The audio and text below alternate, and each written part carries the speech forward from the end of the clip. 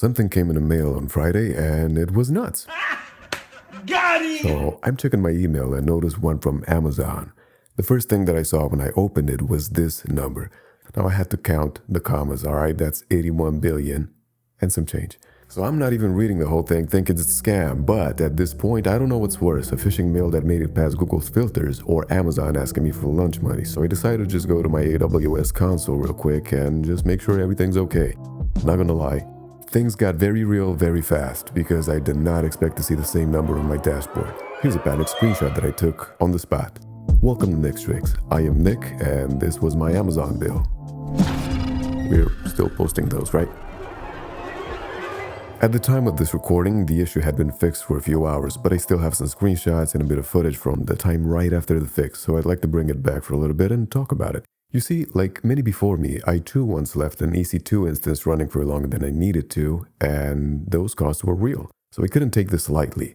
My first instinct was to check the actual usage on my end, and of course as I was doing that, it finally occurred to me that no combination of any possible things that could have gone wrong would have ever been able to single-handedly have that impact. What I didn't like was that I had to find out from other sources that this was a known ongoing issue and that it was being handled. After a few news articles, blog posts, and Reddit comments, I finally noticed this obvious alert that contained a link to the health status page. Two things became clear to me right away. One, this was a global issue and there was no quick, easy fix. Two, the timestamp of the first incident was 30 minutes before I got the email. So why did I get an email then? Then why didn't I get a second email immediately right after saying that, hey, sorry for what I said in the first email, here's a penny for your stents. And I could not make this up, I did actually get a second email much later and it was somehow worse. For a bit of context, I only use Amazon S3 on this account, and that's for small, automated nightly backups from my home server.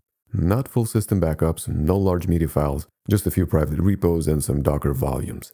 If you don't know what S3 is, it stands for Simple Storage Service. It's kind of a cloud standard at this point. In reality, the only simple thing about it is how you interact with it, which is via HTTP methods using a RESTful API, which may not sound necessarily simple right away, but what you actually use are certain tools, which in turn use that API as a common way to communicate and transfer your data around. One of these tools, in my case, for example, is Restic, which is what I've been using for these backups. Another kind of similar tool that I've been using is Borg, if you want to check that one out instead. I'm doing differential backups, incremental backups to my external SSD over SSH to AWS and another offsite MinIO instance, which I'm actually planning to move away from and switch to Garage, which is something that I've been playing with recently. Let me know in the comments if you're into any of that, or just subscribe.